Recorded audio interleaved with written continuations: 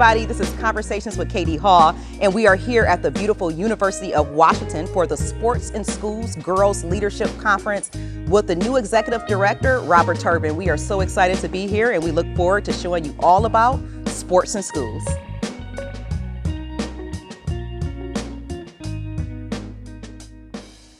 Thank you so much for inviting us to your camp today. Appreciate you coming. Yeah, we appreciate you. So sports in schools, before we dig into Robert Turbin, the man behind the helmet, talk to us a little bit about sports in schools. Yeah, Sports in Schools is an organization that has become very, very near and dear to my heart.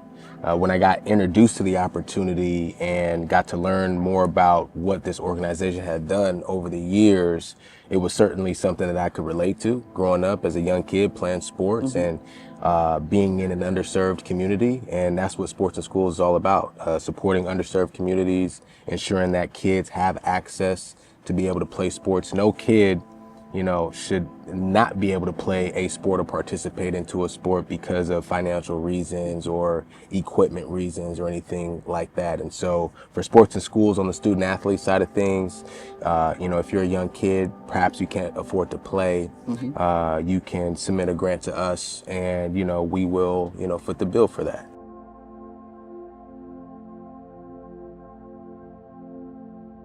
It sounds amazing. I mean, I have a 10-year-old and a 7-year-old, so hopefully they will too be able to benefit from this. So 2009, Sports in Schools was founded. Yeah. 2025, talk to us about why is it still important? Well, Will Nichols is our founder, and Will is a very special person. He's been a referee a long time, and this organization kind of got started. He was refereeing a soccer game one day.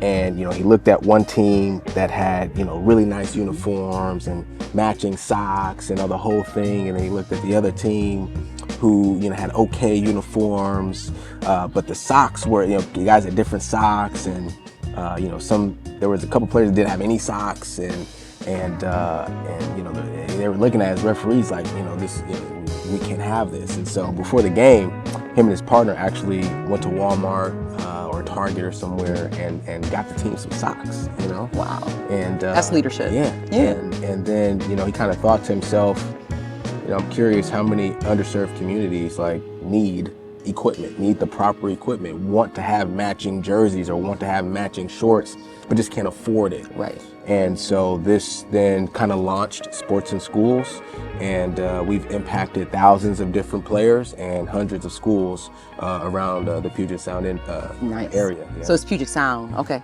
awesome. Yeah. Very awesome. So Robert, we're so happy to be out here with you for the girls conference today at the University of Washington. So tell us a little bit about what are the girls experiencing today. Next year, why should people sign up to be a part of it? Yeah, this Girls Leadership Summit is so impactful. We're teaching the young girls about leadership. We're having folks come in and speak to these young girls who have been in leadership positions, but have also gone through different adversities in their life. And it's young women who are currently in college to women who have, had, 20, 30, 35, year careers in their career, and been very successful for themselves. And so they get a glance at, all the things that it takes and what people go through to be the best that they can be. And so we want our young girls to feel empowered. We want them to know that they are leaders and that they can truly accomplish anything that they want to accomplish. And that's what this summit is all about. And I love how you're doing the near-to-peer type of mentorship from some of the speakers, being college students, talking to some of your younger girls. I think that's absolutely amazing. So Robert, I got to ask you about football, right? Yeah. So Robert, the NFL player, you are the leader, the broadcaster. I mean, you do so much. What do you want people to know about Robert Turbin beyond the helmet? That's a good question. I think for me, it's about community. And the thing that's always been the most important to me in terms of success. So the thing that's always been most important to me is to put myself in position to serve others, whether it's like in my community, my family. I just wanted kids who maybe have the same aspirations as I do, or any aspiration that they, kind of hone in themselves and just kind of look at me and say, man, he can be successful, I can too, So, and I think giving back has really been the ultimate prize in terms of the success that I've been able to accomplish throughout my life. What's good, y'all? My name is Kyri Miller. We're a part of the Katie Hall Foundation, and today we'll be doing a little bit of interviews. So today I'm here with Mia. And so for the first question I have for today is, what from the Girls Leadership Summit did you feel like you learned? Something I learned from the Girls Leadership Camp was a lot of exposure and opportunities with different girls and just a lot of different personalities. But the thing about it that was really nice, they all like meshed well together. So it was just a really great time and experience with the girls, and just great to meet new people every time.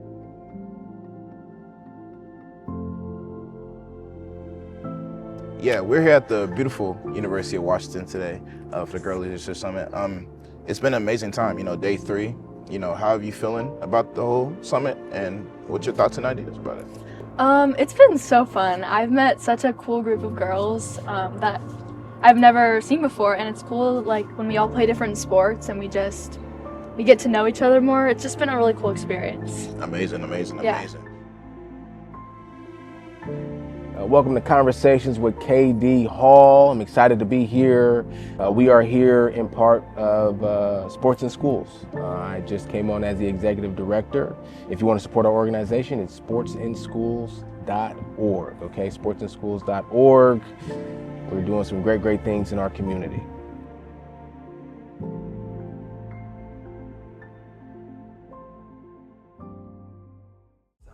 I'm Portia Polo. Welcome back to another episode of Conversations with Katie Hall. I'm super excited for you guys to watch this episode.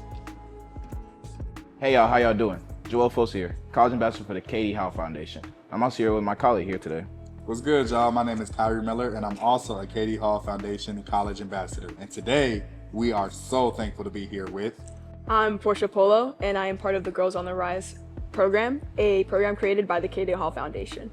We are here at the Sports in Schools Leadership Summit. What does it mean to you to be here, and also just to be in the atmosphere of like sports in schools for young people on the rise? Yeah, it was also through the program that I got the opportunity to be at this summit, and I'm actually here as a workshop facilitator. I got to create my own workshop and just got to create I got to take aspects of my own journey as an athlete and the highs and lows, the challenges, and every lesson that I learned as being an athlete and a woman of color. Amazing. And you said athlete as well. Basketball per se, Cal State San Marcos, congratulations. Can't wait to see you on the basketball court soon. So tell us about that. How has your journey been through that, and also leading up to the upcoming season that's coming up ahead? Yeah, it's not been an easy journey. It's been a hard one for sure. But I'm just thankful that I've had so many mentors, so many people around me that support me and help me believe in myself. This upcoming season, I've just been working on my game, being in the gym all day. I'm ready. I'm excited. Excited. That's amazing. And last but not least, Girls on the Rise. You've been in the program for a long time. How has it transcended to you over time, being a leader in your school and also about to be a leader in college as well? So talk to us a little bit about that as well. Right. The Girls on the Rise program is basically a program that just gives a lot of young women lifelong skills around leadership, advocacy, self-efficacy, and those all resonate with me because as a student athlete and just an athlete in general, leadership is going to always come. Self-efficacy is going to always come. So the lifelong skills that she has taught me has resonated with me and has left a long-lasting impact on me. It's to strive to be 1% better every single day, not just as an athlete, but as a person, as a human being. The way I mentally prepare myself is just I do my same routine, my same ritual, because I've just created this sense of control and mental readiness and just, familiarity in my routine. And I basically just listen to a hype song, and that helps me get mentally prepared. I know that a lot of athletes and other people as well, they have their own routines, maybe breathing exercises, writing in a journal, right? But we all have a common goal of just getting mentally prepared before going into a stressful situation. You're about to start, the season's coming up. What does leadership look like to you? And leadership, going into a new environment, which is different than high school and anything else. How do you see that coming up in this upcoming season? Yeah, leadership to me, it looks like, it's not necessarily always being in the front of the pack. It means being in the back of the pack and not letting anyone fall behind. Being a leader means to uplift everybody and just, be there for everybody as not only their teammate, but their peer. It means, just supporting them and celebrating their little things. Not everything has to be, just criticize, but celebrate every little moment with them. And Robert, where does that come from? I mean, we had a chance to talk a little bit off camera. You talked a little bit about your childhood and going to sports games and one of your sisters being with you too. So talk to us a little bit about that community, that thinking beyond yourself, right? That empathy and that compassion for others. Well, it comes from my dad. My dad is the most selfless person that I've ever known in my life. He was always serving others while leading. I watched him always be in control of situations. I watched him always sort of just, be in front of the pack, Right. but then serve at the same time. And my dad had a very unique decision when my sister was born. So I had two sisters growing up. My oldest sister, Trina, I forget what year she was born, but Tiffany was his third child. Mm-hmm. And she was born with a very severe form of cerebral palsy, okay? So, she was only able to move her head side to side like this, and she couldn't speak or anything like that. And the doctors told my father that her life expectancy was only 5 years. And so if he wanted to, he could then not have to, I guess, deal with the situation. He could put her in some sort of home where they take care of people like that and move on with his life. And my dad did not hesitate to bring her home. How do you balance your mental health? Just recently my mom passed, right? And I'm about to be 43, and man, grief has a way of really, breaking you down to your core. From what you share with me, you have experienced grief throughout your life. How have you taken grief and still living your life every day? How have you integrated that? Yeah. I learned to be vulnerable. I used to be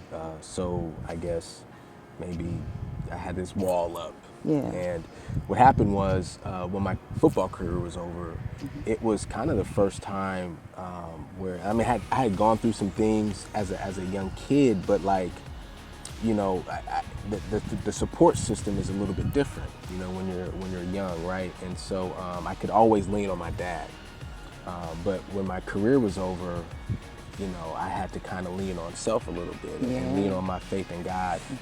And so I remember, going to therapy and being a part of these group sessions amongst other former players, where it was really the first time where this wall came down and you just you allowed yourself to be truly who you are. Exactly. And that's helped me. That's helped me, deal with the adversities and the mental health side of things, in life. Yeah. Just being able to be comfortable, being uncomfortable, expressing my truth. Yeah. And it's something that I'm always going to take with me, as I move on in life, that vulnerability. What's up, everybody? This is Super Bowl champion Robert Turbin. Tune in to Conversations with KD Hall. Make sure you all tune in. It's going to be a great show here at University of Washington. Can't wait.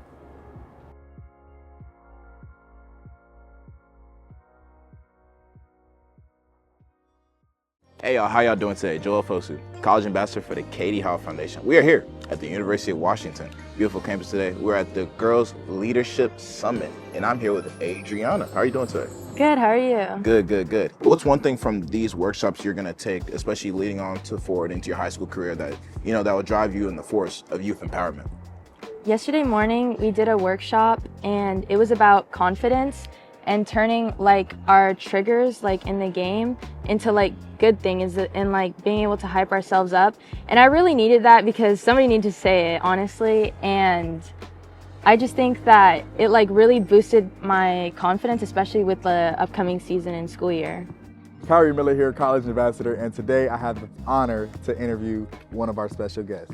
So my first question is, from the Girls Leadership Summit, what is one thing that you learned? One thing that I learned is that it's very important to make connections, not only with the other girls going here, but also the people running it. Why is having, the same energy or good energy so important in a sport? If we're not on the same energy, we can't all work together and we can't accomplish what we want to. So being on the same page will really help you win that game.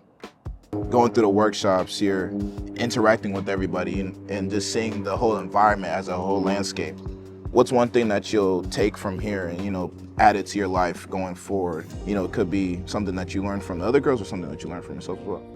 I think a main thing we've learned here is about confidence. We've had a lot of workshops about it, and I think it's a really important topic when it comes to girls in sports and school especially. It's just, confidence is key, and it's a really good thing to keep in mind. What from a Girls Leadership Summit do you think you'll take to your own respected sport? Something I'll take from this is just building up our confidence. I know that's probably one of the biggest things we learned, and a lot of our workshops were based off of confidence, and they just made it really easy to make sure that to stay confident and carry that and push that to others as well. Absolutely.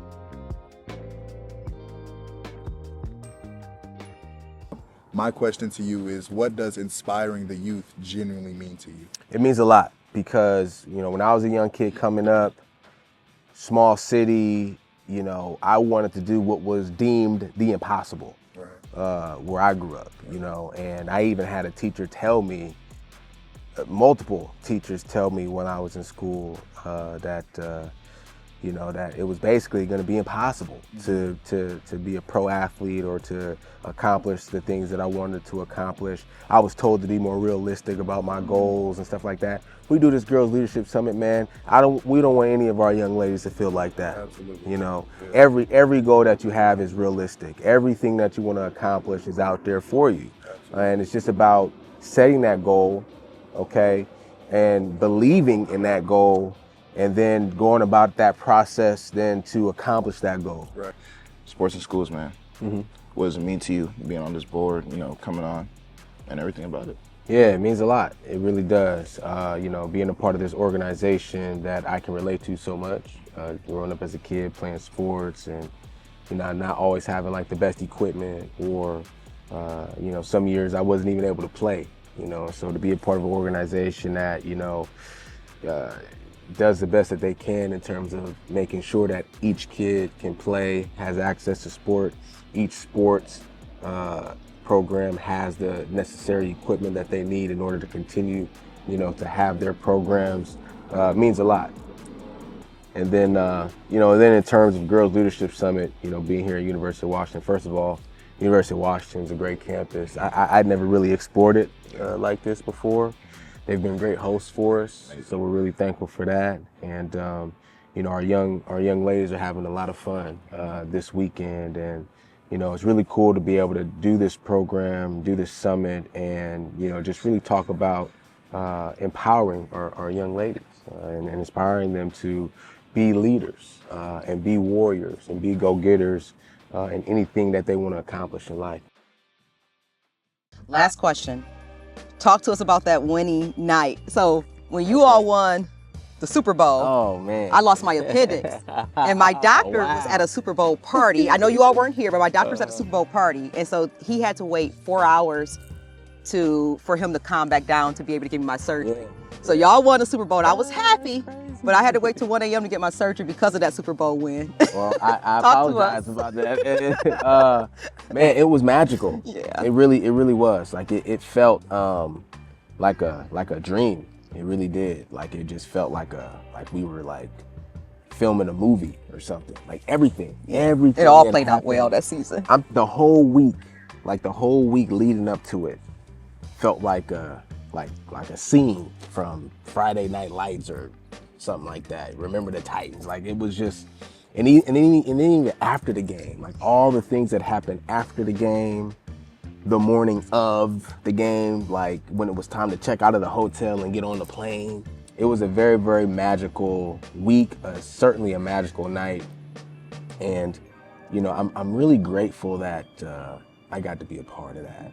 How old were you? I was 23. So I was in my second year. Second year. Yeah. Before I let you go, what do you want to say to 23-year-old Robert? Yeah, man. Yeah, I would tell my 23-year-old self to really appreciate the moment. Really appreciate the special moments. Of all the moments that you've had, of all the sports that you played, what is your favorite sports moment? My favorite sports moment was probably our volleyball season senior night. Just seeing all the girls that were able to like mentor me throughout my season, just keep me going and push me through, and just seeing them grow and move on to the more bigger opportunities was great to see. What's one thing that a coach, a teammate, or someone that you just known gave you like a mantra, a quote that you use day-to-day basis when you're on the field? Well, my coach, Coach Christensen, he would always say, pretend it's practice. Do it just like it's practice, because even though you can do it perfectly in practice, sometimes you just get like really nervous when you're going into a game or you're going in to do a throw in track. So you just need to take that deep breath and remember, it's just like practice. Just do it like practice. Why is having, the same energy or good energy so important in a sport? If we're not on the same energy, we can't all work together and we can't accomplish what we want to. So being on the same page will really help you win that game. Let me ask you this. One thing that either sports team that you play on, diving team, track team, that you took in from a coach, that you took in from your teammates, or even from someone on the outside that you use on your day-to-day mantra or quote life? I think a big thing is trying something new can be very difficult and kind of like, well, that's a little scary, but I think it's just the best thing you can do for yourself. Just try. It's the best you can do. Amazing. Y'all try. Get involved. Zoe, thank you so much for your time. Yes, Really do thank appreciate you. you. See y'all in the next one.